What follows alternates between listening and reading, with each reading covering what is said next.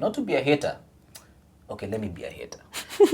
We're not really expecting much from Tanzania, bana. Big shout out to the fans who are coming out in droves. The ladies, we are seeing you. Cameramani, you're doing the Lord's work. Manchester United has been looking for a manager with the intensity of a Kenyan politician looking for tenders. By the mbona Man U hawa performed wako na game moja per week. This season, I will not be surprised if Arsenal wins a treble. This season, Arsenal is winning a quadruple. Quote me. Before tufike February, Rodri injury. Nimesema hiyo. The skipper sport shaman has spoken.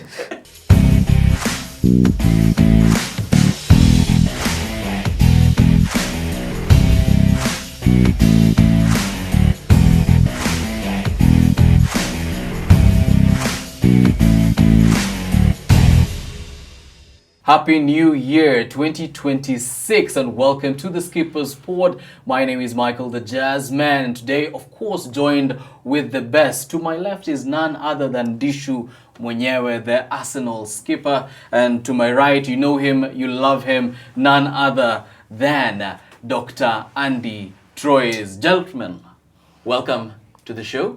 Sijui tubadilishe from Skipper's Pod to Arsenal. Yeah. FTV Kenyan edition. Tutaleta watu wengine. Watu wengine watakuja. Team zao zikianza kuperform. Wakipata psycho watatujoin. Unasema watu wametoroka kwa sababu Arsenal inang'ara. They have nowhere to hide. So people are a bit afraid. Yes. So don't worry, but as usual, big games, amazing start to the year, and we want to review what is happening. But before we begin, I have a clip that guys have to watch, Bana. There's a clip that guys have to watch, and then we get right into it. So if you may pay attention, let's listen to this one.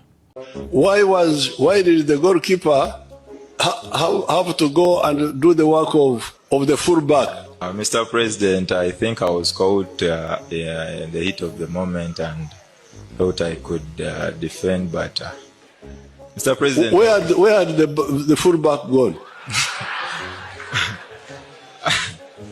I think the fullback can answer that. Fullback, you come and tell us. What had happened to the fullback? Tell me what had happened. We were attacking, so we were high up in the pitch, so we were quite up in the moment. Why do you all go to attack? Because this is the whole thing of the AOR, in the army. Area of responsibility. Why would you all go to attack and then you leave the goalkeeper alone?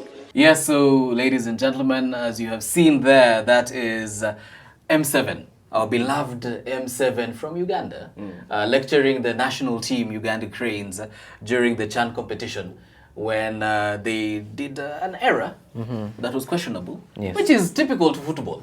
But you know we're in Africa, and when you're in Africa, when you're called up to the national team, bana utajibu mashtaka. It's not like a European football where you lose and maybe people will hate you, then they will forgive you. Lakini bana unaona when you're playing in Africa, it's a bit tricky. Can you imagine being in that position, but as a player? Kwanza acha nifurahie because president kujua akona a good football knowledge. So kwa mchezaji kukua scolded na president when you design, especially mtu kama Museveni. Unajua 1 minute you are here, the next minute you are not there. But Africa we still have a way to meet the European football, but tuko on the right trajectory. So ideally unasema hiyo ni passion. At least he's not like others who, yes, they don't really consider football as, you know, being important. Yeah. So the fact that he watched and he was criticizing, inaonyesha labda. Plus, it also shows his concerned that, you know, when a team is representing a nation, it means they are carrying the flag of the nation. So you're ambassadors of that nation. So when a president is calling you out for misrepresenting or underrepresenting your nation, it's a good thing. I hope he doesn't just is that scolding?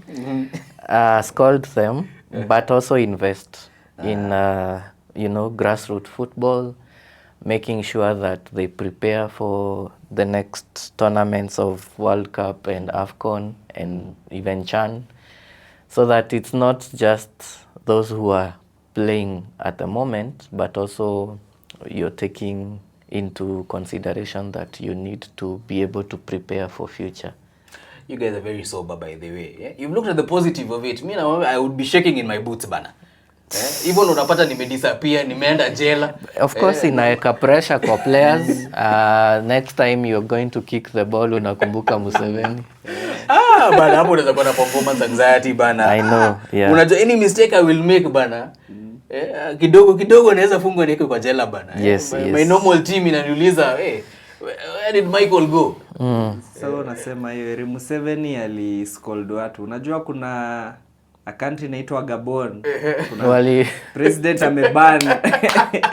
ameban watu kutochezea national team ever. But and you have led us into the next thing. The reason why we're looking at African football is because AFCON is here with us, and we're seeing amazing football. We're also seeing crazy stuff that is happening, you know, and you're talking about Gabon, where our friend Pierre-Emerick Aubameyang, those guys have been suspended and banned. Yeah, which is wrong for all reasons. It's wrong.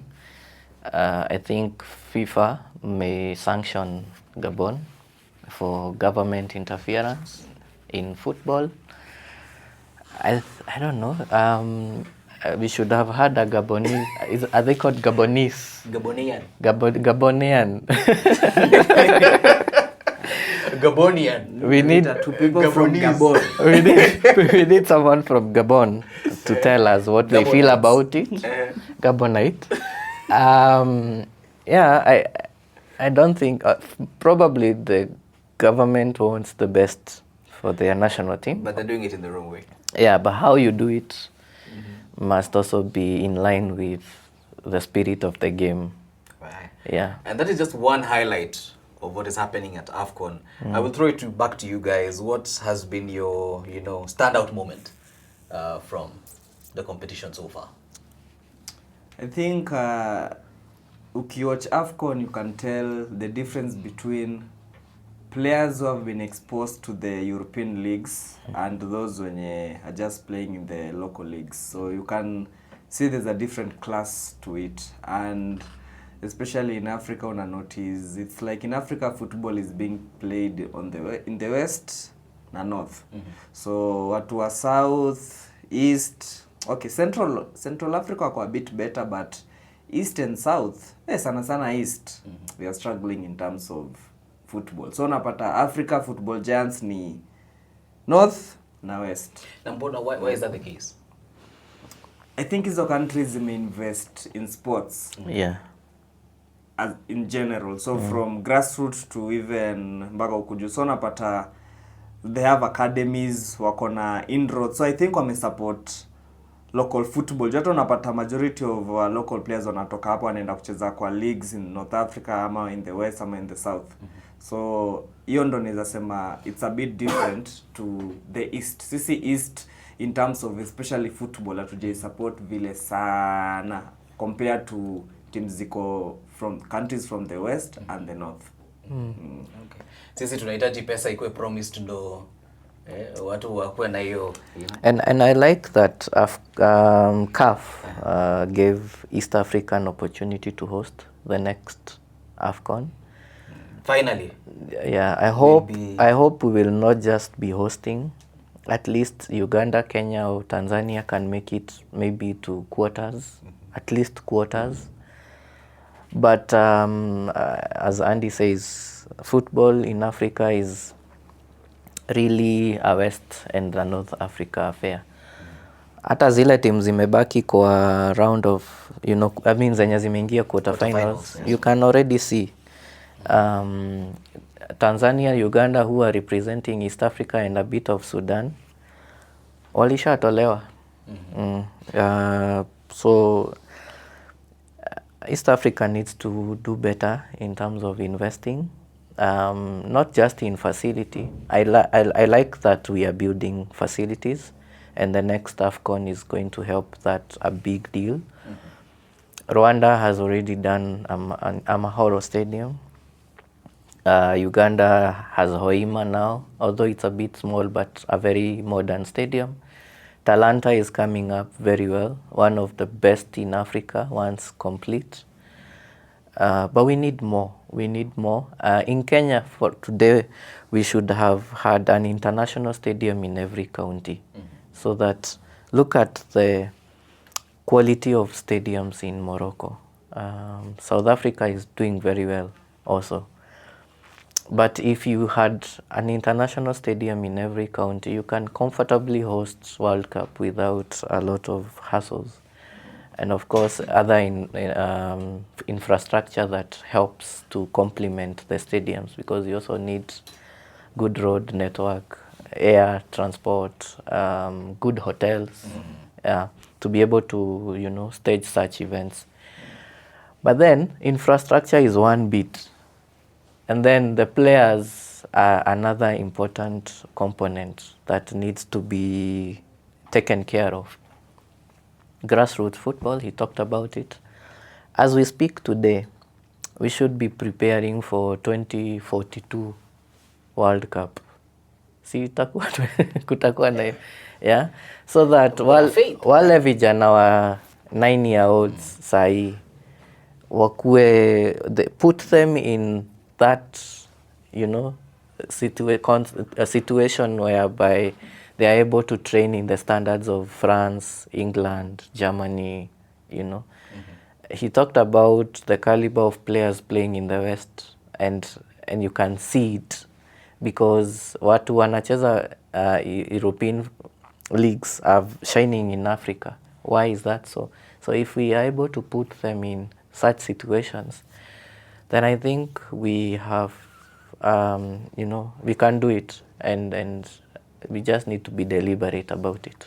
Okay. Looking at players playing in the West, I know we have Kenyans who are already playing in academies, Maju, EPL. Yeah, we know the Kenyan guy who's in Man City and academy and likes. So unasema saizi FKF inafaa kuwa inaangalia such players, Not just such players, because many of them, and I cannot fault them, want to play in those countries. Unapata wako dual citizens. You'd see Arnold Origi. Would you really tell Arnold Origi to come and play for Harambee Stars? Hata mimi ningekuwa Divock Origi, sorry.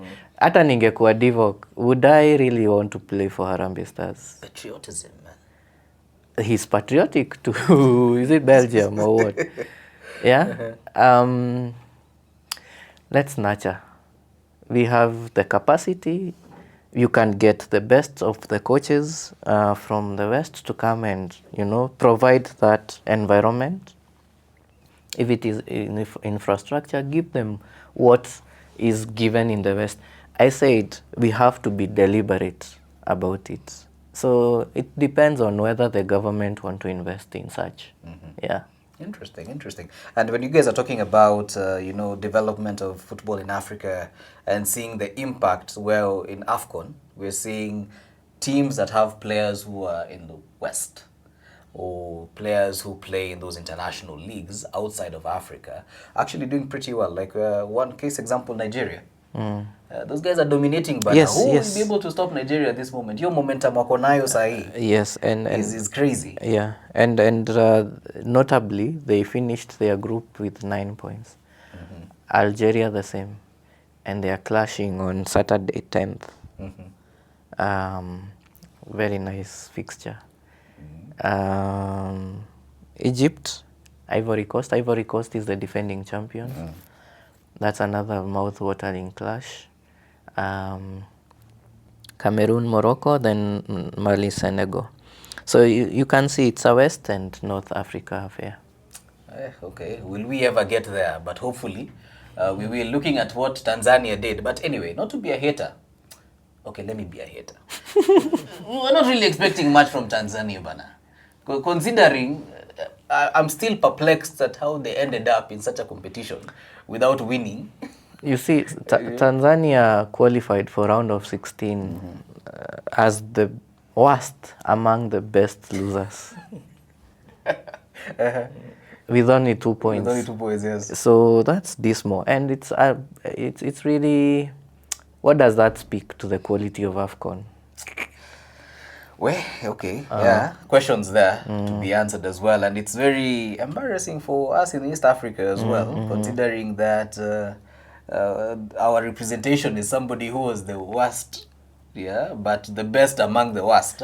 And speaks volumes. And is it a good point now to even start thinking about regional competitions? For example, we have SECAFA as a region competing with South. What do they call it? COSAFA.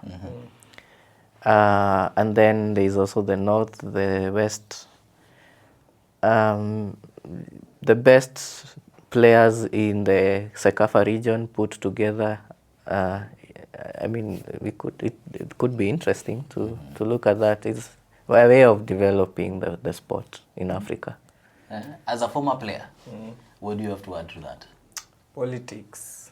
Football in Africa, especially East Africa na hii Kenya yetu politics. So it's a good idea, lakini sasa kutakuwa na lot of politics in regards to maybe kuna team ingine country itakuwa na feel sisi tuko underrepresented. So nile to every country iko deliberate with nurturing young talent, alafu mnajipatia projection ya kama for the next 30 or 50 years this is where we want to be in terms of sports in general. Then sasa tukiweka the right structures. Juu unaona hata tukisema these people wanacheza Europe ama nini. So huko unapata na the right structures. So ukirudi to your home country unapata una struggle a bit. So inakuwa ni kama una move forward unarudi nyuma. So make sure tuna nurture football. Kama saizi tuko 2026. So tunasema in 2050 tunataka tukue ABCD in terms of football ama in terms of in sports in general. It's very possible. So hisi kitu ati tunaweza mka leo alafu ati in 3 years ati sasa tumekuwa no mafuta. Lazima tukue deliberate, lazima sasa pia to deal na vitu zingine kama corruption, a lot of politicking around vitu kama sports, unaona? So we just need to have leaders who wameka the country ahead than their interests. Then all sectors it develop, not just football ama sports, all sectors it develop. Okay. Now that you've said that, who are you backing to win? As usual, Ivory Coast. Ivory Coast. Okay, I'm a huge fan. Okay, inakaa weird nikiwa Mkenya alafu nasema I'm a huge fan of. Generally mimi napendanga Ghana in Africa. Juu sasa country yenye naishi major competition atukwangi. So saizi I'm team Ivory Coast. Ndo at least Amada abaki hapo. Alafu team nyingine hapo EPL iumie kidogo. So mimi I'm backing Ivory Coast to win it. Nimekucheki hapo, nimekucheki. Ndishu. Yeah, being a Kenyan, it's very hard to pick out another African country and say I am a supporter of so and so. So if for World Cup, I support the best African team that is, representing Africa, like Ghana was doing in 2010. But this time round, I think whoever wins between Algeria and Nigeria wins the tournament. Yeah. However, Ivory Coast are also a very key team to look at because they are the defending champions and they are playing well. Okay. Yeah. Well, I have no favorite. I am just, just hate watching. Now that you're enjoying is not there, me, I'm just hate watching. You're watching football. I'm just enjoying football. Big shout out to the fans who are coming out in droves. The ladies, we are seeing you. Cameramani, you're doing the Lord's work in showcasing those beauties who are supporting our African football. So mimi niko hapo najibamba kidogo. Let's see how it will go, and hopefully the game will continue to grow, and maybe Kenyans will get lessons from it. Yeah. We will prepare, though we shouldn't be embarrassed when guys come to our turf and we cannot compete. Yes. It starts from the organization. It starts from even how you even doing the opening ceremony. You're bringing in artists. Msituwekee tu hapo sauti solo anze jaribu kidogo bana. But of course, so I think hopefully there's a team that is on ground and they're seeing what is happening, so that when that time comes, we will be able to compete and we will make Kenya proud, we will make East Africa proud, and then we'll grow this beautiful game that we love. Na ujue by the way AFCON next haiko mbali. Yeah. Ni 2027. So next year. It's next year. By then next year. Yeah, itakuwa around ni July. Yes. Yeah. Yeah. Wametry kubadilisha dates. Ndo Itakuwa July. wazungu wasitete wachezaji wanaenda sana. Like kama Sunderland, wameumizwa.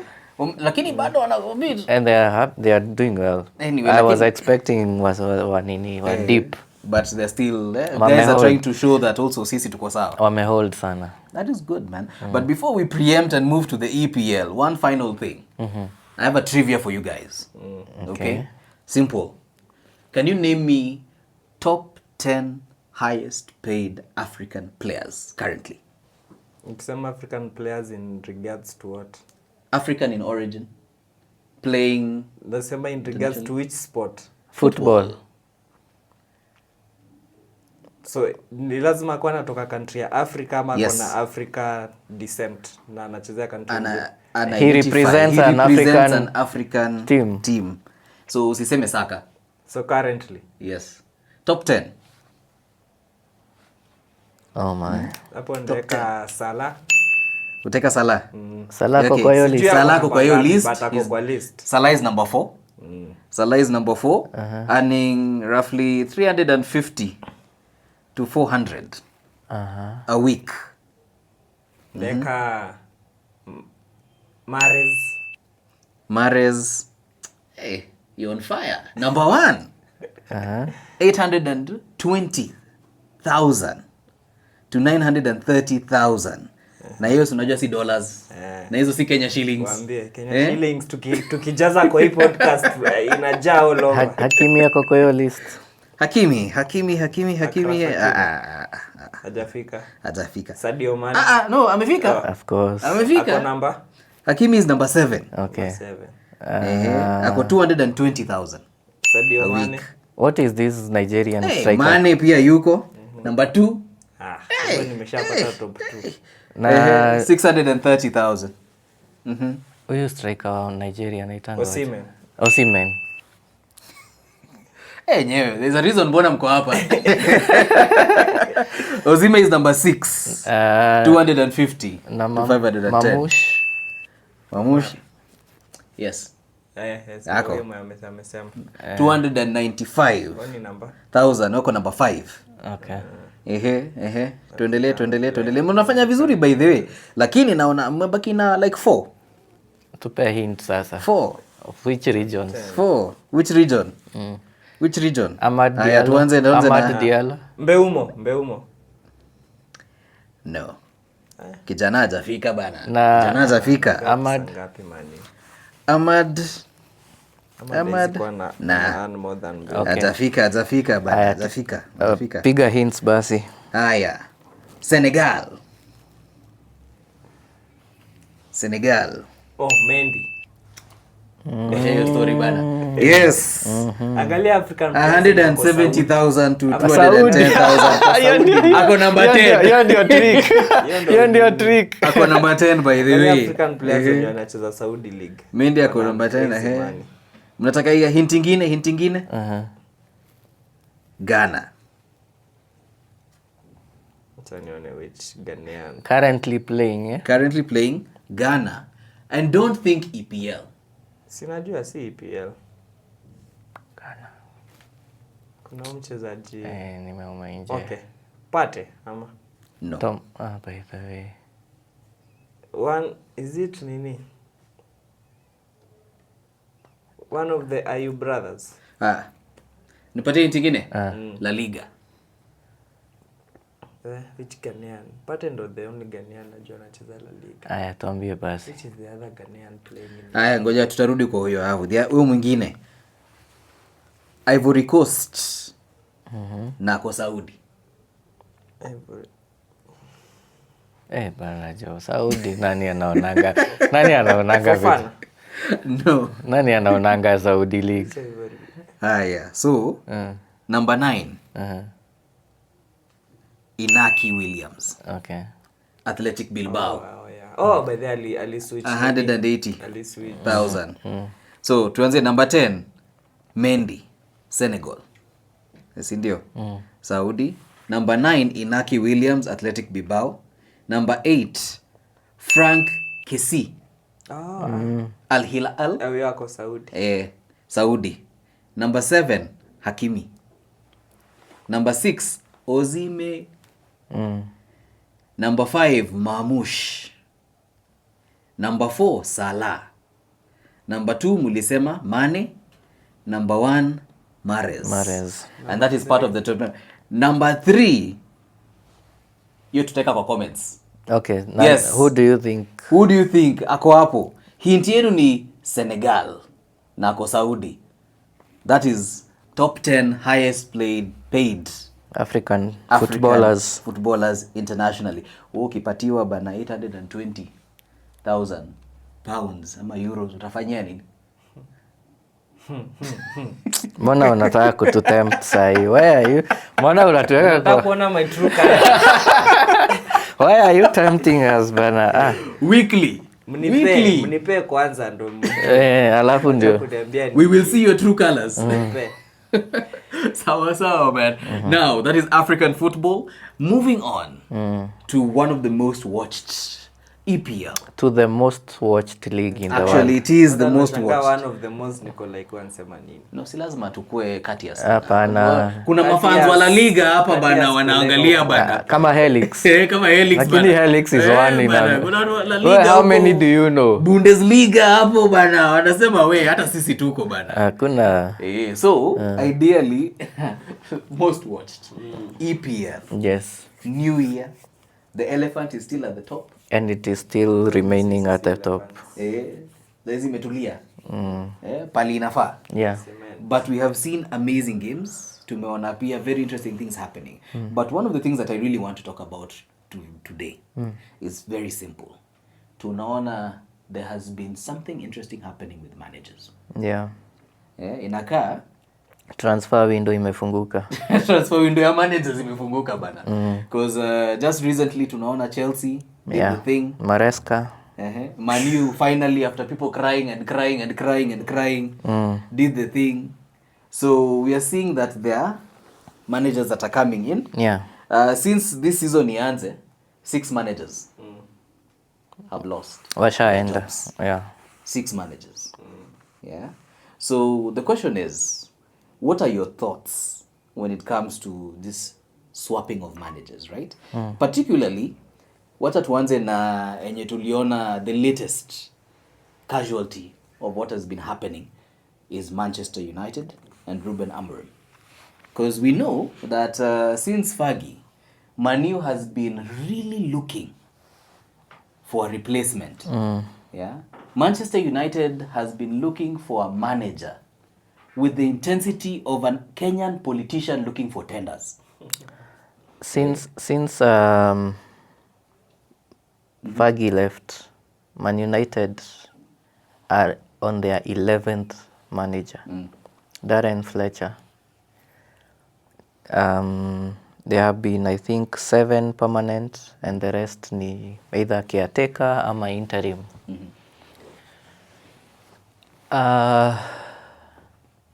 Shida za Man United is beyond what you see on the pitch. They stem from all the way in ownership. Currently, Man United have 2 owners in terms in percentages. There is the Glazers, who own around 71%, and then there is Ineos Group, who own about 23%. Usiulize where the rest is. Najua mshapiga hesabu sijui 71, 23 ni 90, Math is not math. ni 94. But I think kuna hizo percentages, kuna issues apart from ownership, pia kuna hizo vitu za investing in stadium, investing in training pitch, Carrington. So Glazers are responsible for the financial matters of the club, taking care of business aspect of the club.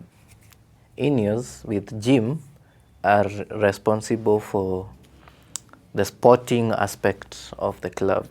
So who is the face of hiring and firing managers? Jim and his Ineos team. Who is responsible for making sure that the club is sustainable in terms of finances? Glazers. So why the heat is on Ineos right now is because they are directly responsible for hiring and firing of managers. And because of that, the sporting director is also proposed by Ineos. And the current one is Jason Wilcox. It's crazy that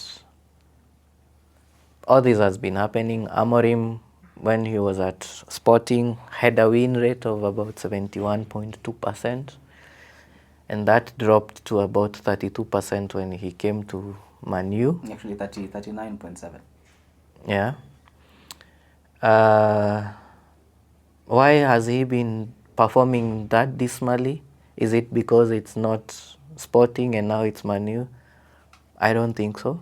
I still think Amorim is a top coach, top manager, and we had said that earlier in this podcast. And I said Man United needs to give Amorim time, and not just time, but also back him to give him the quality and the caliber and the profile of players he wants.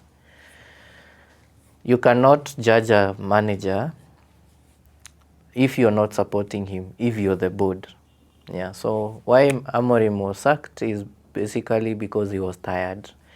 And that can be shown by the way he commented in that press conference. Because after that press conference, then everything went south. Frustrations that it's something that's just boiling. Yeah. He could not withstand the pressure. Yes, he called out. He called out Jason and the scouting team and told them everybody do their job. I will do my job as a manager. And he actually mentioned that he didn't go to Man United as a coach. He went to Man United as a manager. And it means then he was not being given the kind of space and to be able to do what a manager needs to do. So he didn't have the total control of the team. At one time, Jason called Amorim out and said the 3-4-3 formation is not working. Where I sit, I think that is correct. Because as a manager, you need to be able to adapt to different opponents. You can't be stiff and stubborn on one kind of formation because it doesn't work in all matches. No, lakini just when you hire a manager, you know what he does. Yes, you know his style of managing. And I agree with you that when they got him from Sporting. They knew what kind of a manager he is. He prefers 3-4-3. 3-4-3, and it was working. So they should also be able to back him. Because Amorim asked for wing backs. And the club did not feel like they needed those. Yeah, he also asked for an experienced striker. They gave him Sesko. But you see, he's not being supported as much as he would want to be supported. Iyo yote 9-10, that relationship was toxic. So he had to go, unfortunately. Wow, so basically what Justo is saying is Manchester United is an abusive partner. Yes, not by words. Because if wanasemanga, if you break up, the problem might be you or the other person. Yes. Manu has broken up with 10. I know. What is the unifying factor? It's Yes. Manu is the one that is constantly there. So mimi nikiulizwa, Man United needs a total reboot. Man United needs to, you drain the swamp. Okay. Drain Saudi the, money. drain the Some swamp. investor from Saudi akuja achukue. And I don't think, when Glazers were there, before Ineos, I don't think Manu was doing any better. So I don't think the Glazers are also, going to take Manu to the next level. They don't have that solution. They don't. Ineos looks like they are interfering too much with managers. So I don't think they are also fit. Glazers has in that contract they have a leeway. They can sell the club to another owner. But do they want to? Because it's still profitable anyway. At the end of the day, They are in losses now. The club is in losses. At some point, they even told players they need to buy their own food at the cafeteria, and Wait. at some Imefika hapo? yeah, at some point they told players not to give away jerseys. Kwani wamekuwa team za Kenya. You saw Old Trafford leaking, at a match. Then there is the issue of rats and then those rodents.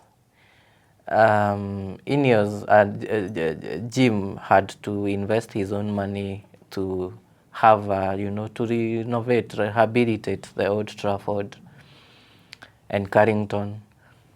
When CR7 went back, when he was hijacked by Ferguson on his way to Etihad, and he had to go to Old Trafford.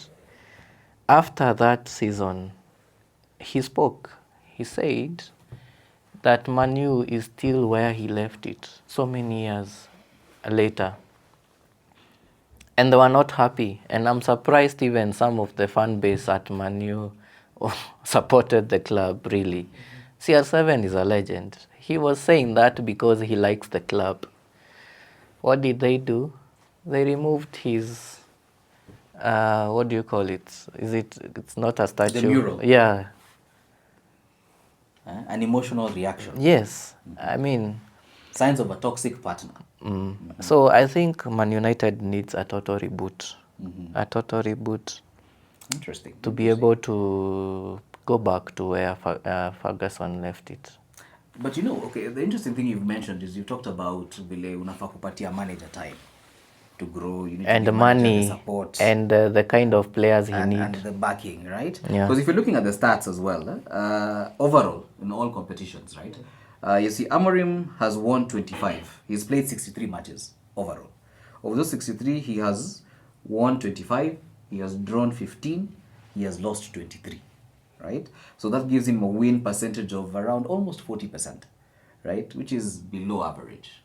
You don't expect that for a top flight. In all club. competitions. In all competitions. But in the league, I think now, it's in the that, league, yeah. it's 47 matches. 15 wins, 13 draws, 19 losses. So more losses than wins in the Premier League. Yeah. This is the main, this is where you're supposed to be. So ideally, there is trouble there because you're looking at it and you're like, no, we are Manchester United, we need to be winning. But then also, how do you measure giving a manager time, allowing the manager to build from the ground up, but then also being competitive? Ama utajipata umeenda championship, hizo maligi za chini. What do you think about that as well? How do you balance? How do you find that balance? Ni ile yenye kila timu ikisign manager kuna kwanga na hizo objectives za club, goals. Unaona, wanasema survive relegation, finish top 10, finish top 6, unaona. So for Man U, I think wana deal na ile nini ya like si tulikuanga wanoma bana. So tunafaa tu maintain. Unajua kuna ile pia wanasemanga kama ulikuwa na 100,000 once upon a time. Alafu ifike mahali uanze kwa 20,000. Wewe endelea kuishi kwa keje ya chwani. Unaona? So itabidi downgrade. So Manu Kenya wanasafa ni ile ku accept saizi we are a big club kwa jina, lakini in terms of how we've been playing in the past couple of seasons hatuwezi jita big club. Unaona? So ni ile yenye mnasema let's give this manager mwenye mtasign maybe mnajipea for the next 4 to 5 seasons. Mnasema even if we are nowhere in the big conversation about any major trophy, we okay. Mkirebuild, unaona? Lakini sasa Manu ni ile yenye mko like because Fagi alitoka kama amewacha mko top in not just in England, in Europe. So you want to maintain hizo standards, but unapata the signing ya managers after Fagi in a way imekuwa ni kama joto. Kiangalia kuna managers wenye Manu ilikuwa inachuja ndio like watu kama kina Mourinho wakitoka uko like huyu ni mtu mwenye pia ange unaona Mourinho is a fighter. Unaona Mourinho ni mtu anataka timu ikuwe inachezea mahali hapa juu. So unapata hiyo balance ni ile yenye because it's still a business as much as it's still a business. So watu ni ile yenye wanataka that instant success. Sasa zingine unapata biashara you can go 5 years kama umesota, unaona? So unapata if Manu anaweza sema for the next 4 to 5 seasons tutaacha the type of manager metaleta tumbak na nini in terms of finances, wachezaji. Kama ni kuimprove the environment around the footballing club, to make sure kama ni place either wachezaji wanakuja kutrainia ama kids wanatumia ama the medical staff, food iko fit. Unaona kama what Ndicho alisema that mchezaji ametoka japo kizungu na Kiswahili kidogo zime sema fans amegundua hapo ndo ngega Kiswahili. Nipata kusema a player then ikakuja mchezaji. So mchezaji ametoka hapo almost 15 years ago. Unaona? Ni kama hata mimi saizi kama nilipatana na wewe 15 years ago. Nafaa nikuje nipate kuna some changes kidogo na wewe. Unaona? Either maybe ndevu iliongezeka ama umeongeza weight ama weight kama uko na kitu. Unaona? Lakini nikikuja nikupate ni kama uko place yenye ulikuwa bado na hata unakaa uko worse off. Unaona? So nakwambia manze what's not happening. Unaona? So as Ndicho amesema, shida is not the coach, shida is not the players. Shida inatoka kwa the root. Unaona? Ni kama wanasemanga mti kuna roots, branches, hiyo bark, alafu kuna two fruits na two leaves. So sisi tunaangalia leaves, tunasema hizi leaves hazikuangi green, hazikai healthy, haziko unhealthy. Lakini sasa shida ni gani? Shida iko kwa roots. Hazinyonyi maji. So inafaa ama ni maji haiko. Si ndio wanaekewa maji ya kufua badala ya wanyonye maji mzuri. So ile tema wataka chini waseme manze ngori ni gani? So tumeaccept tuko mbaya. Kwanza wa accept tuko mbaya.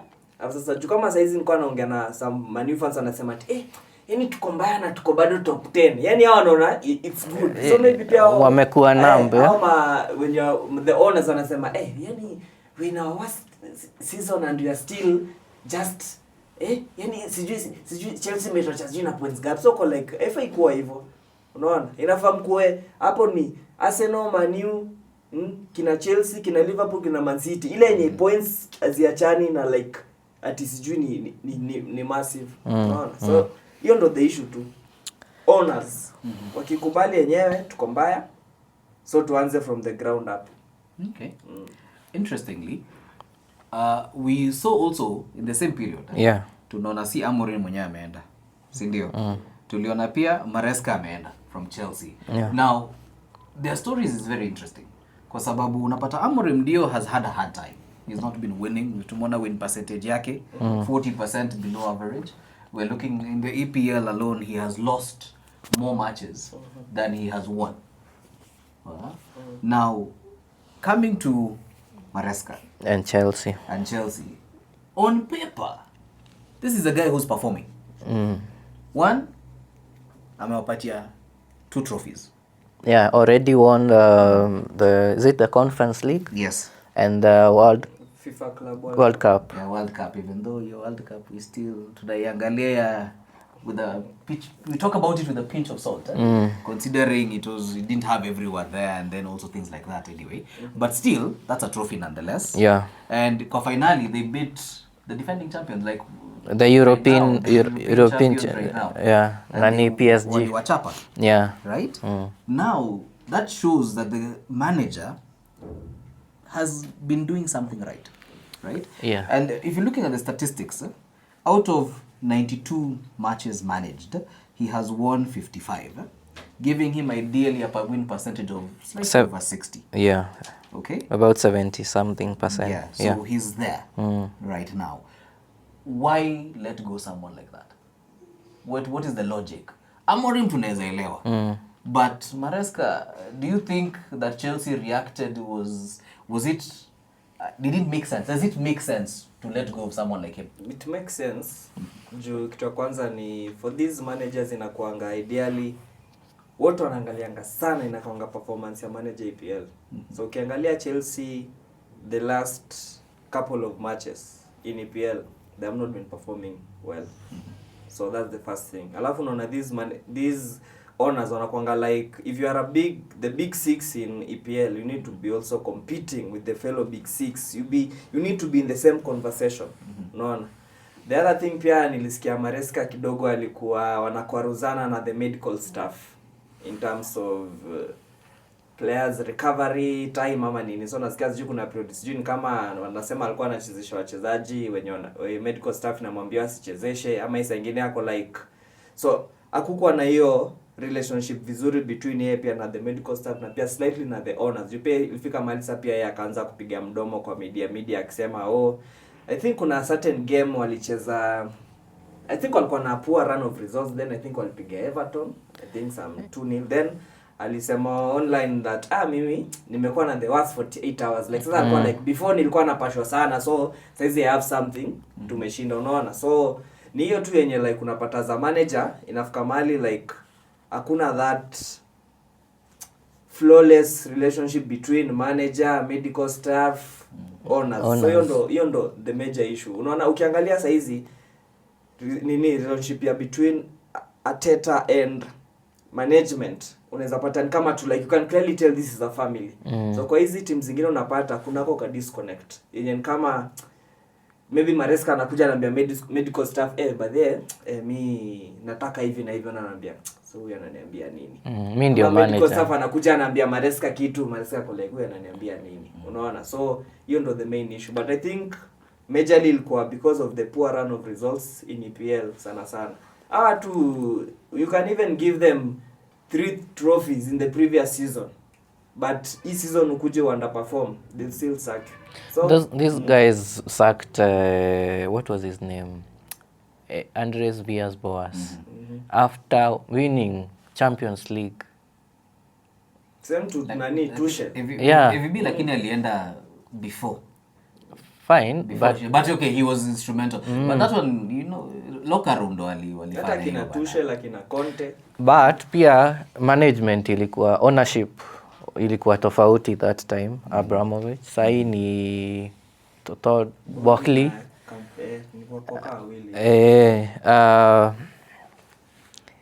again same thing na Man, interference top management. You can't tell me that Maresca is not a top manager. Top manager. Let him do his work. Let everybody do their work. You are an investor, your kazi yako ni to take care of the profits of the company. Do that. You're a manager, make sure you manage the squad properly. You're the head of medical, make sure you advise the technical bench on who, how, when they should play. Everybody play their part. And then don't overstep. And that's how teams that are performing well, like Arsenal, but do we say, there is that symbiotic, there's everybody knows what they're supposed to do, and they are doing it. You guys have brought in a very interesting aspect, because if you're looking at comparing with transition periods of clubs in the past, and you're looking at what is happening currently, it's, we normally say a good employer hires the right people and gives people room to actually Do the their work. work, right? Because if you look at Man City allowing Pep to build a team, they said, what do you need? Unataka do? We have oil money bana. Just say who you want and then we will throw the player to you. Wecheza kiwewe. And you see Pep was able to perform because he was given the support he needed. As much as yes, kuna court cases here and there with Man City and money and finances and whatever, but they gave The him charges, the support that yeah. they needed, that he needed, and you saw what he has been able to do to To Man City. achieve. And right now Man City is a force to be reckoned with, even though they're not really performing to their level best, but they're still a fearsome adversary Yeah. who, when you want to meet with, definitely You have to prepare. you have to prepare mentally to meet with such a person. The same thing with Liverpool back in the day when they brought in Klopp, because they allowed the guy to build a team. Yes. They gave him the financial support that he needed. They believed in him, and they allowed him to be able to build that amazing team that we are now seeing was able to, win, trophies, including last season. Yeah. Because as much With- as they with have a a new- different manager, with a new manager. that's Klopp's team. Yes. Klopp's team is the one that did that, right? So, okay, we're not downplaying what the manager was able to do. Yeah, and Slot was also equally a good manager in his own way. So, but he was able to build off what was already established by Klopp. And then we've been talking about Arsenal, right? It's been 5 years. 6 years now. Now it's 6 years, yes, of Arteta coming in, Yes. being given that support, right? Being allowed. There's a time when Arsenal was number 20 in the league, man, and you were looking at it and you were like, "Hey, boss, just 2 weeks ago tulikuanga number 1 kwa sababu jina yetu ni A na R, and right now we're at number 20 and everybody was like, Arsenal is done." But that guy came back, was able to build that team, was able to grow. Finished 8th Yes. in twice. Yes. Then And jumped then to Brooke, he's been finishing second. Yeah. 3 consecutive leagues. Has been finishing second. second. Much to our pain. Because, we were supposed to win the league, man. Anyway, this year is our year. So, but you see what he's been able to accomplish, because what Krionke has been able to allow Arteta to do is he has belief in Arteta. And back him. And has backed him with all his decisions, even when the time when fans were not believing in Arteta and we were like, we are not trusting the process anymore. Yeah. But they were still, no, this is our guy. We know the vision that he wants to accomplish. Let us allow him to do that, right? Now, I know people will say, but in this day and age, do we have time and space to allow a manager to build a team, considering that the competitiveness of the league is growing? Because Kitambo, we talk about Big Six. You only used to really worry about Big Six and perhaps that one small team, bottom of the table, that normally gives you a headache and defeats you guys out of the blue. Yeah. But nowadays, the likes of Aston Villa, we're looking at what they're doing. The likes of Bournemouth, that have really not even won a game in like 10 matches, but these guys come to you and they play as if, these guys are playing Champions League. You look at Wolves, as much as they have 6 points, but when you play them, those guys gave like Arsenal a very tough time. Yes. So I think the other question we have to ask ourselves is, do we now, in this day and age, in this period that we are in, how do you balance giving manager time to build a team, but also being wary of not dropping? You see, football is business. So as much as it's a sport, it's business. And the reason why the likes of Jim and Todd Buckley, Josh Kroenke, all these people are investing is because they can see the business aspect of it. There are so many routes to making a lot of money by buying off clubs. There is, of course, the competition fees. There is media, copyrights, airing rights. There is merchandise. There is sponsorship. So all that coupled together is one big business. And if we are now looking at it from a business perspective, then you need to apply business strategies to be able to make sense of that business. So the the smart strategy. Yeah, he talked about objectives. When you're hiring a manager, it is not just about tunajua Amorim ni mnoma kuja tu ukuwe manager wetu. No, you sit down. So Arteta sat down with the the Kroenkes family, and he laid down his strategies and how he intends to achieve the objectives. And it was, it was strategic, it was measurable, attainable, it was realistic, and it was time bound.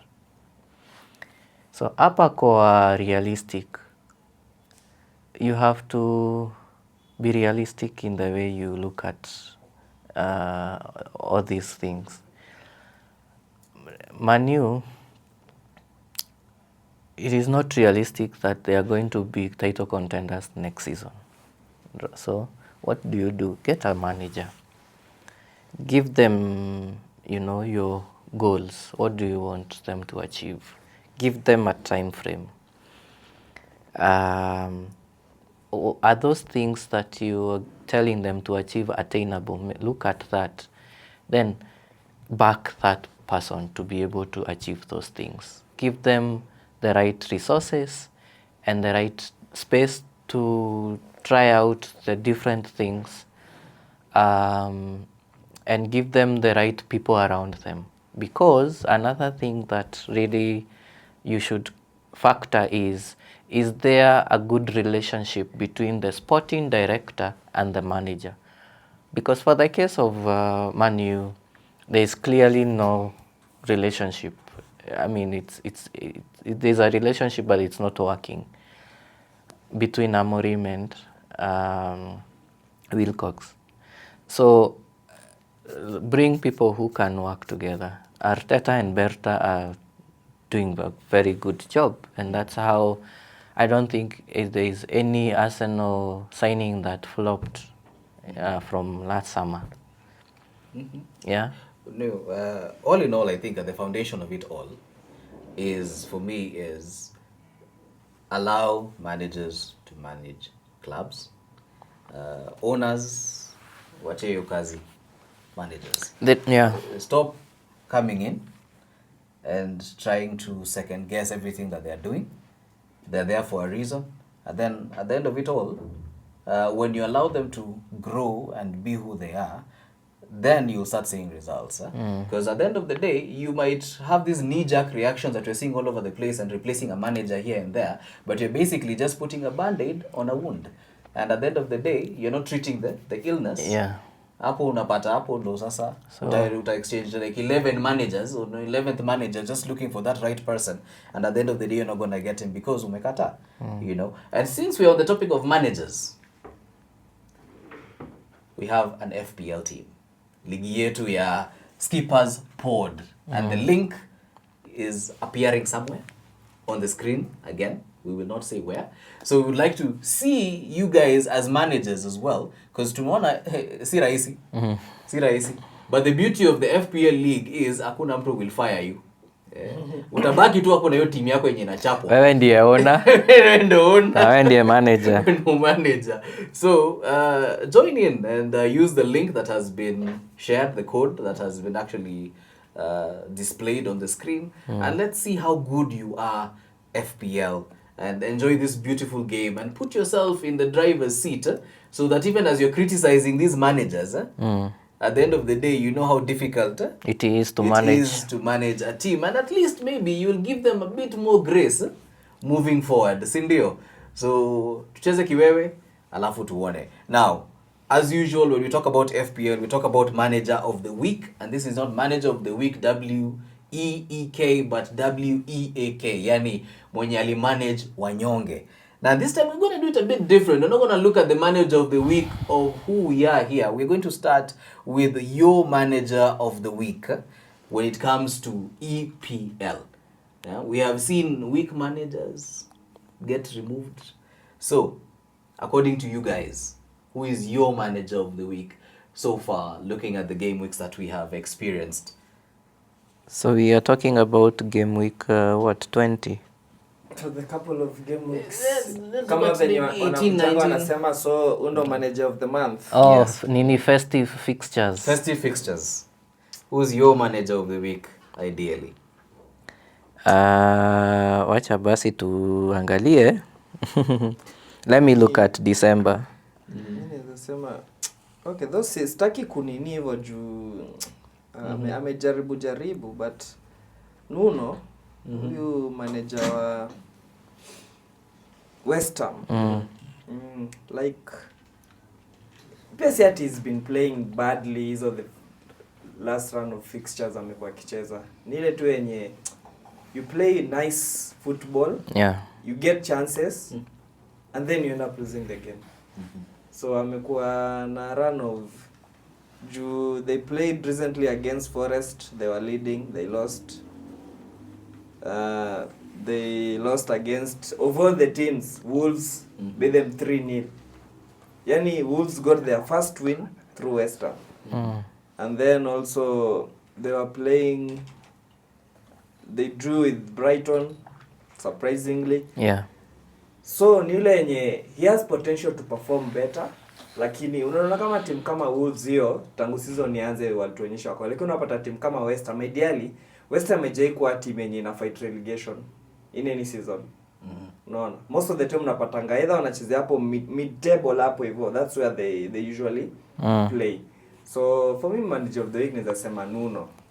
Kuna venye tujukiangalia timu ziko relegation, so Wolves, then kuna Burnley, then West Ham. Unaona, so ideally in terms of ukiangalia in the recent years in EPL, West Ham has been performing slightly better than Wolves. So to find a team like West Ham really struggling in the relegations, alafu kupigwa na team yenye ilikuwa number last, hata si ati ilikuwa bado ndo number last kwa ligi, so naweza sema Nuno ni kama two things are not working for him. So naweza sema yeye currently ndo the manager mwenye ana underperform. Given the circumstances and the caliber of players ako now, on paper akona better players than Wolves. So naweza sema Nuno. So I think so far Wolves are 6 points after playing 20 matches. Is it 20? Yes. I don't know. Can it get worse than that? Can it get worse? Records, breaking records. Yeah. Left, right, and center. So far, especially for the first half of the season, I think Rob Edwards takes that crown. You can't only have one win in 20 matches. That is absurd. That is unheard of. Absurd. That is crazy. And honestly, I do agree with both of you. For the issue when you talk about not being able to compete the highest level and performing dismally 20 matches and having only one win, that is crazy. You know. But then again, part of me feels Wolves are just having bad luck, man. Because ideally, when you see how they are playing, honestly, when you watch a Wolves game, these guys go all out. Yeah, they do. These guys actually do go all out. But these guys trouble teams. There's that, that last spark that they need to adjust and win matches. They look like they can start challenging in the second half of the season, and the table at the bottom of the table will be looking different maybe. But so far, he's the undisputed weak manager. Interesting. But also, ideally what I was going to say, I was actually going to say Nuno. So sijui vile tumevaa the same jersey ndo tunaongea the same way. Honestly, for me, West Ham has been disappointing over the last couple of matches. And first of all, kupatia Wolves 3 points.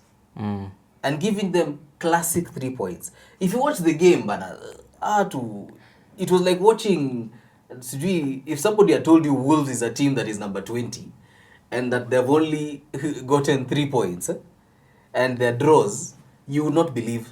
Because the way those guys played that first half, it was incredible. And Wolves needed that win because niliona pia Premier League walitweet wakasema they have completed the, you know, anyone can beat anyone will. Yes.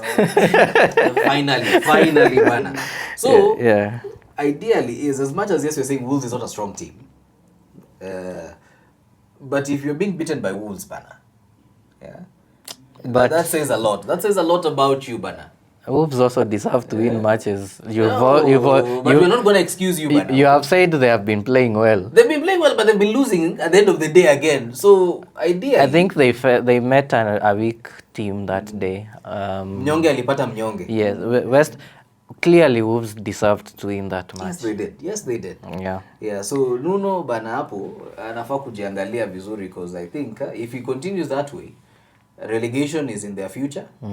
And they might equally find themselves in that number 20 that it might seem impossible for Wolves to get out of. But this is EPL. Anything is very possible. So for me, I also equally agree. Manager of the week. Yes, Considering the last Espirito. 3-4 games, match weeks, is of course. But then if you're looking at the first half of the league, tunajua Wolves are the weak element right now. So it's between those two. Honorable mention to Unai Emery for being very shady and refusing to greet our manager because you have lost and giving a flimsy excuse It was that he cold. was celebrating and No, he was it- not there. It was cold. No. That's what, Shame on you. That's what he's a sore loser. How dare you, Unai? Pathetic loser. Eh? How dare you? So for me, I also mentioned you as manager of the week, not because of your team, because of you. And letting emotions get the better of you, even though you're a good manager. But still, we had to mention that, man. But we've looked at the week. WEAK manager. Who has been standing out for you so far? Who has been standing out for me? Honorable mention Unai Emery. But he's doing incredible with Aston Villa. And he started very badly. Yes. The season started very poorly for him. But if you're looking at right now, if you remove Arsenal, those guys, 11 games, winning streak in the EPL. And even after Arsenal, they continued And they continued winning. Ideally, Aston Villa is an interesting team. They're a good team. They're very solid. They're very fierce. They bring the game to you. And Emery is a good manager. he is. He is. Even when he was in Arsenal, he was still a good manager. He wasn't just the fit for Arsenal. Because I remember we used to look at it and you're like, you'd watch Arsenal and you would not recognize the team, Bana. You're Yeah. like, what are these Ooh, things? what are Midfield those? is shambolic. Just everything. Ni nani huyu? It didn't used to make sense, man. Yeah, So yes. I think he lost Arsenal and he lost the fans and lost the locker room and lost the support of management because we could not recognize Arsenal.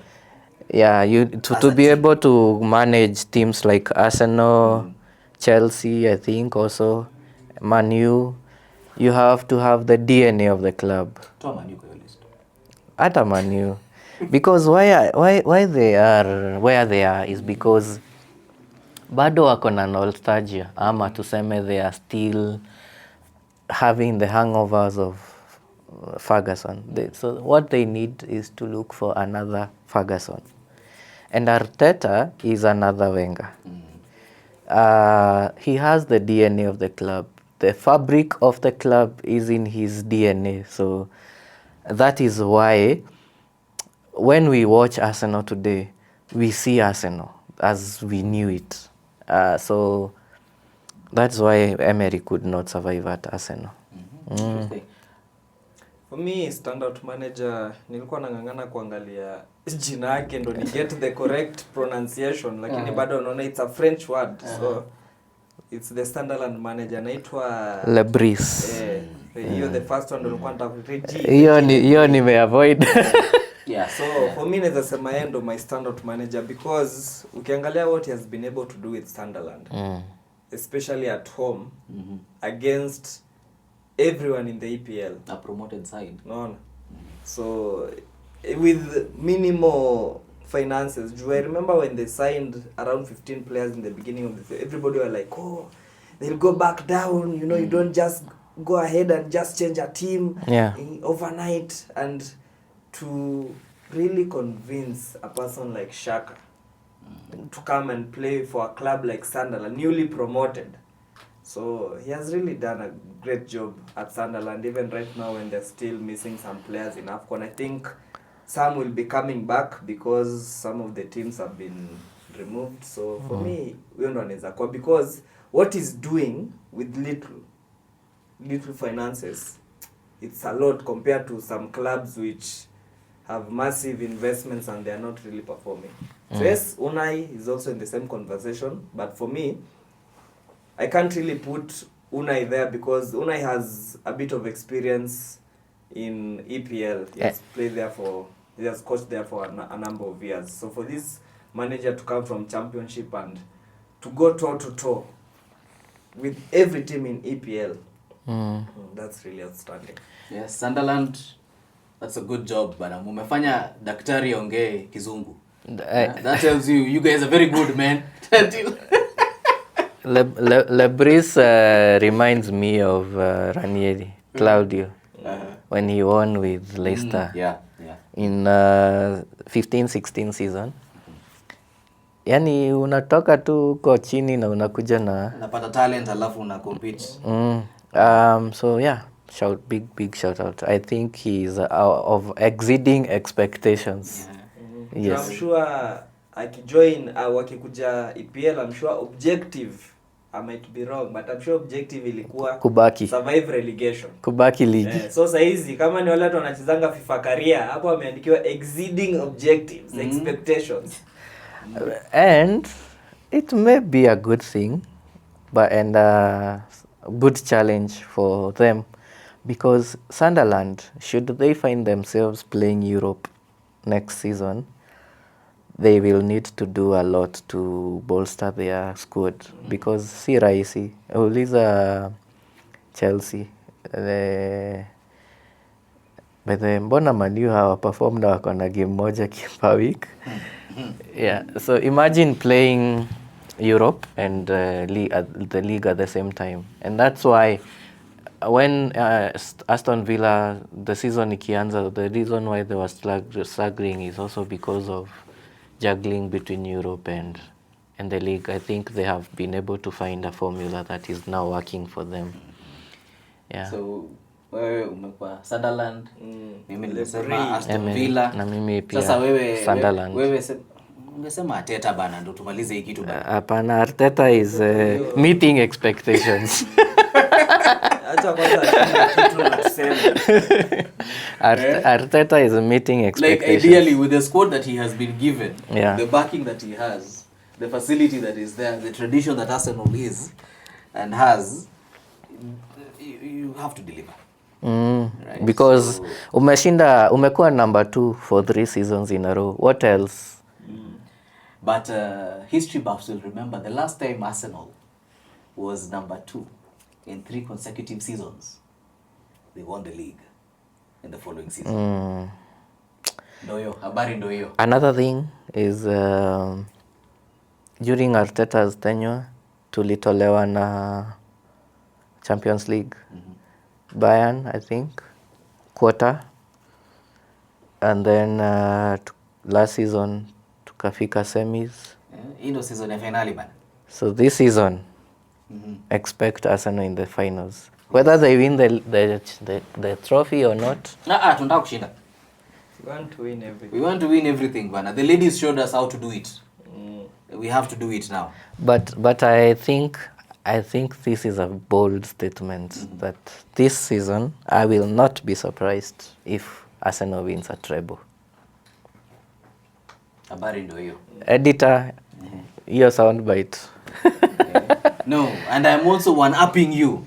This season, Arsenal is winning a quadruple. Quote me. Quadruple. Tukutane May. As we finalize. Next game week. Season is heating up.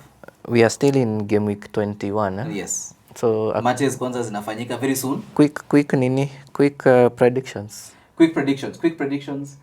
Honestly, for Big Six, I will say this. For Big Six, the only team that I am seeing losing points in game week 21 is Liverpool, because wanacheza na Arsenal.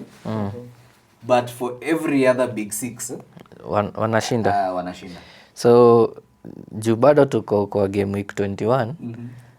Mimi na predict Forest itashinda West Ham. That happened. But Bournemouth na Spurs looks like a draw.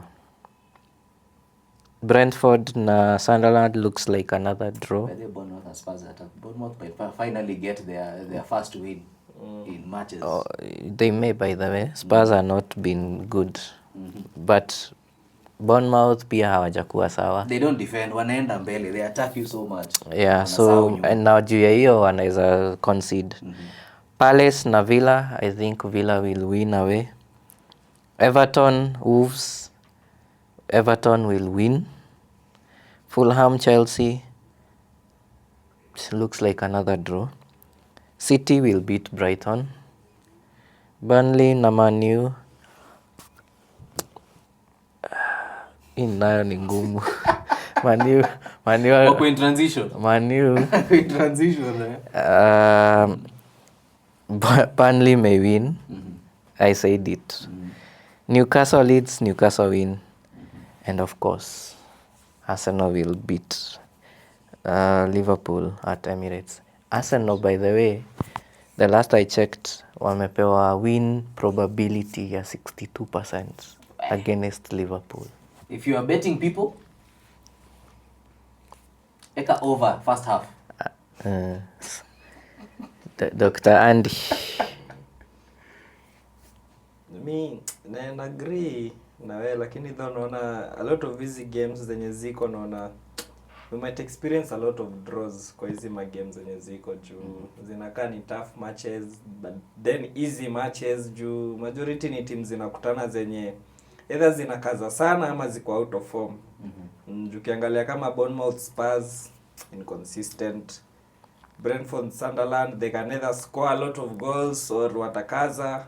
Crystal Palace, Aston Villa, it can go either way. Yes, we'll expect Villa to win, but you never know hiyo siku Crystal Palace itaamka na mashetani gani. Everton, Wolves, you never know. So mi naona a lot of draws in hizi magame other than game ya Arsenal na Liverpool. Hapo ndo naona win. Hizi zingine naona a lot of draws. Juu pia Brighton, Man City, considering Brighton ilichapa Man City in the first leg, so you can have Brighton really turns up when they play against City. Na pia City venye walicheza against Chelsea, yani ilikuwa tu game iko tu. So mi naona a lot of busy matches, a lot of draws. Personally also, the only different thing that I'll say is I suspect Wolves, because they are on that high of first of all drawing against Manchester United and then coming to get their first win. I think they will have that momentum going. So but Everton has one of the best defense in the league. Yes, they do. Akina Tarkowski hapo na Pickford, very good. In fact, they are one of the most owned in FPL, so that should tell you something. No, it doesn't tell me anything. Wolves, I am behind you. I want you to win. Let's go all the way. Na hiyo conversation ya City Brighton. City has lost 2 players to injury. Vardiol na Diaz. Vardiol is out for the rest of the season. 6. The rest of the season. It's essentially rest. Ama ni Diaz ndo 6 weeks. Yes, Diaz ni almost 2 months. So that will have an impact. But then again, they have gotten a very crucial member back. Who? Oh yeah, they recalled Ballon d'Or. Rodri. But you see, the players they are losing, they are very. It's you know, them losing Guardiola and Ruben Diaz in one match is the equivalent of us losing Saliba and Gabriel at the same time. That's how instrumental those 2 players are to City's defense. Because I'm trying to see who will fit in there. if it's Ake pia ni mgonjwa. Yeah. Husanov bado haja show like he's really He's still a tough defender. John Stones on and off nini kwa anakuja anarudi. So alafu wengine ni watoto. No, but Nah, remember when Arsenal, the days when we used to not play with a defensive midfielder and would actually have more of an attacking midfielder, the likes of Cazorla, right? Where the best defense, one of the best defenses, is a good offense, right? So we can't downplay Rodri, who can manage the midfield and maybe sometimes cool the temperatures that are there. So I'm sure they're very happy to have him back. So it is a boost for them, but again, yes, they have suffered With the current nini naona Rodri pia akipata injury. Unataka tu Man City mabaya. Sina atakia, anasema tu ukweli because it means he'll be playing a lot of matches yeah. na ni mtu ametoka from injury. That is what I have been seeing with anaweza- City. Yeah, true. Anaweza pata injury ingine na itakuwa It is very juu. yeah. Sasa atakuwa anajituma excessively. Na kutakuwa na replacement. Because who is his deputy? Before tufike February, Rodri injury. Where? Nimesema hiyo. The skipper sport shaman has spoken. If you look at City of late, imekuwa very predictable. Sababu Pep is not rotating. Most of his first team players are playing 90 minutes. Na sababu ya hizo injury, they have recalled they have a 20-year-old center back anaitwa Max Alain. Wamesham recall from Watford. There is word that they are looking for Gueye. In fact, I was about to say si wako na pesa wataleta Gueye hapo bana. Lakini looking at the recent Gueye anakuja sana. Gueye looks like he has, Alijua ile picha wakiongea no, he has a very soft spot for Arsenal. Wewe say Gueye unajua ni pasta pia. ndo akae bench kama yeze. No, hakuna mtu anakaa bench. No, Eze hajakuwa bench. It's just the last four Hata kuwa matches. starting. Utasikia here we go. Hata kuwa starting. Wewe unajua sometimes As an Arsenal fan, I would love to see Gueye, but on a personal level, you'd rather go to Liverpool.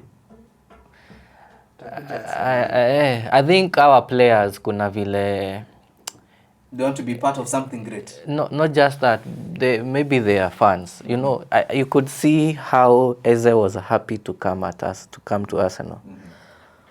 He almost went to Spurs, I think. Sindio? Yes. But when Arsenal came calling, you know, No, in fact, he even called Ateta. yeah, to say by the Ninaenda, are you sure you don't want me? yes. So I think that's the same thing with Gueye. Yeah. Kuna zile childhood clubs zenye umekuwa ukisupport, for example, na opportunity ikikuja you don't think twice. Na pia kona very close, you know, hiyo nimeona Madweke, Saka wakiongea hapo. yeah. He didn't celebrate that goal. Oh yeah, by the way, he didn't. So that could mean anything. Yeah. So there's Guehi. Semenyo is already going to City. But I think hiyo ni competition too na Doku. So City has a lot of troubles. And do they have the stamina to chase Arsenal? Time will tell. They have the experience, but do they have the stamina I think they have more of the experience than stamina? than the stamina. So who is chasing Arsenal? Aston Villa. It's our own shadow. Literally, there's no. As things stands, the only thing standing between Arsenal and The trophy. EPL is Arsenal Arsenal. itself. So we are chasing ourselves. Yeah, I was giving some very interesting stats, factual, that as Man City and Villa have the same points, 42, right? So if you look at the 18 remaining matches, if those two teams or either win all their 18 matches left, the best they can do ni 96 points. Now, Arsenal needs 16 out of the remaining 18 to get to 96. So, looking at the last previous seasons, 23, 24, 24, 25. Arsenal has done that. They've won in the last, especially 23, 24. Arsenal in the last 18 matches won 16, lost 1 to Villa, and drew 1. And that is how Arsenal lost the league, because City won by 91 and Arsenal had 89, so 2 points to win. So if Arsenal had beaten Villa, Arsenal would have won the league. So this season, those 16 wins would win the league for Arsenal. Ateta, the ball is in your court. Oh, sorry, it's football. The ball is in your field. So, cheza kiwewe. As we finalize 2026, what are you foreseeing? Quick parting shot. Kwa karibu ni kwa political. Nilikuwa kusema must to go.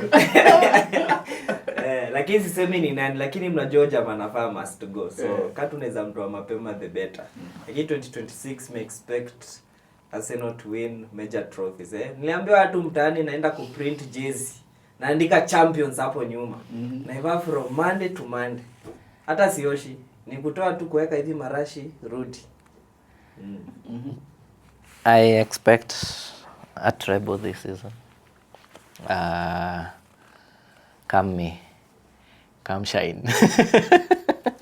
Equally, we expect good things moving forward. 2026 is our year, and Skippers Pod will be here covering every second, every minute, every hour of the EPL and other games as well. Not only AFCON, but you'll be surprised. We have interesting things in store for you, so keep it locked. Tell a friend to tell a friend.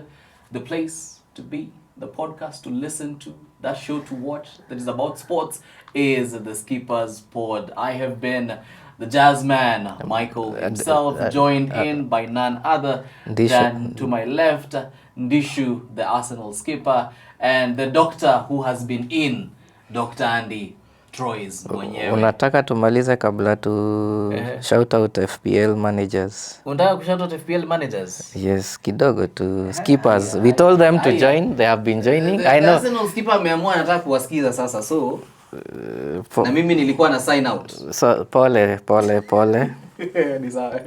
But they've been doing well joining. Please join. I know we had told them to join. And it's going on well. Hapo ndani. I have regained the throne. Sasa nimejua mbona alikuwa anataka tufanye shout out.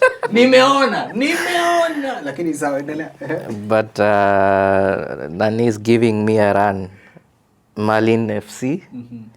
Na kuna jamaa kwa hapa anajiita headmaster. Huyo headmaster aende shule. Shule zimefunguliwa. Focus na masomo bana. Unangana na FPL na watu wako shule. Headmaster. Ngana na watoto wa shule, lakini uko tu sawa. Yeah. And then pia huko chini ni poa tuna mention kuna super strikers. Huyo ni super. Ni super defender. Joana amedefendio title huko chini. Big Ship tulikuwa tusha mention kumuhusu. Big Ship amepanda kidogo. How do you mention this name? Umdoi Stress Bruno. Na kuna huyu jamaa pia anaitwa Maxwell Othiambo. Huyo ni number 17. Xatre. Huyo atuambekani naanda ako second last. Take time kutafuta jina kali lakini kupanga kikosi. Maxi. We, alikuwa likizo bana. Mkosho. Ilikuwa Chrissy. Huyo si Max admin. Watu walikuwa Chrissy, give them the benefit of the doubt. Walikuwa Chrissy bana. Yeah. But keep it locked to Skippers Pod, keep it locked to the FPL League. Alafu tupatane on the next one. But for now, the Skippers are out. Peace.